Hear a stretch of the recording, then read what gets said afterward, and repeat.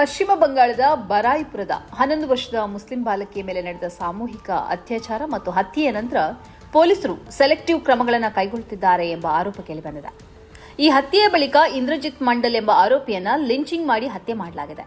ಇದರ ಬೆನ್ನಿಗೆ ಮುಖ್ಯಮಂತ್ರಿ ಸುವೇಂದು ಅಧಿಕಾರಿ ಅವರು ಈ ಹತ್ಯೆಯಲ್ಲಿ ಭಾಗಿಯಾದವರನ್ನ ಮೂಲಭೂತವಾದಿಗಳು ಎಂದರು, ರಾಷ್ಟ್ರ ವಿರೋಧಿಗಳು ಎಂದರು ಮತ್ತು ಎಸ್ಐಆರ್ನಲ್ಲಿ ಹೆಸರು ಅಳಿಸಿ ಹಾಕಲಾದ ಜನರು ಅಂತ ಹೇಳಿದರು.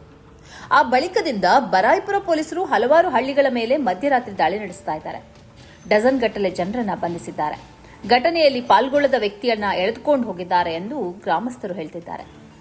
ಅಲಿಪುರ, ಮಹಾಜನ್ಪುರ ಮತ್ತು ಸುತ್ತಮುತ್ತಲಿನ ಪ್ರದೇಶಗಳಾದ ಭಟ್ಪಾರ, ಬುದ್ದಜೋಳ, ಕಡಂತಲ ಮತ್ತು ಇನ್ನಿತರ ಹಲವಾರು ಹಳ್ಳಿಗಳಿಂದ ಪುರುಷರು ಬೇರೆಡೆ ಓಡಿ ಹೋಗಿದ್ದಾರೆ. ಬಂಧಿತರು ಭಾರತೀಯ ನ್ಯಾಯ ಸಂಹಿತೆಯ ಹಲವು ಕಲಂಗಳಡಿ ಗಂಭೀರ ಆರೋಪಗಳನ್ನು ಎದುರಿಸುತ್ತಿದ್ದಾರೆ. ನಮ್ಮ ಗ್ರಾಮಗಳು ರಾತ್ರೋರಾತ್ರಿ ನಿರ್ಜನವಾದವು. ನಾವು ನಿರಂತರವಾಗಿ ಹಗಲು ರಾತ್ರಿ ಭಯದಲ್ಲಿ ಬದುಕುತ್ತಿದ್ದೇವೆ ಎಂದು ಸ್ಥಳೀಯರು ಮೀಡಿಯಾಕ್ಕೆ ತಿಳಿಸಿದ್ದಾರೆ. ತಡರಾತ್ರಿಯ ವೇಳೆ ಪೊಲೀಸರು ಮನೆಗೆ ನುಗ್ಗಿ ಪುರುಷರನ್ನ ಎಳೆದುಕೊಂಡು ಹೋಗ್ತಾರೆ ಎಂದು ವರದಿಯಾಗಿದೆ. ಈ ಹತ್ಯೆಯ ವಿರುದ್ಧ ಬರಾಯಿಪುರದಲ್ಲಿ ಬೃಹತ್ ಪ್ರತಿಭಟನೆ ನಡೆದಿತ್ತು. ಇದೀಗ ಆ ಪ್ರತಿಭಟನೆಯಲ್ಲಿ ಭಾಗಿಯಾದವರನ್ನ ಗುಂಪು ಹತ್ಯೆಯ ಆರೋಪಿಗಳೆಂದು ಹೇಳಿ ಬಂಧಿಸಲಾಗುತ್ತಿದೆ ಎಂದು ವರದಿಯಾಗಿದೆ. ಬರಾಯಿಪುರದಲ್ಲಿ ಭಯ ಆವರಿಸಿದೆ. ಮುಖ್ಯಮಂತ್ರಿ ಸುವೇಂದು ಅಧಿಕಾರಿ ಏಕಮುಖವಾಗಿ ಮಾತಾಡ್ತಾ ಇದ್ದಾರೆ.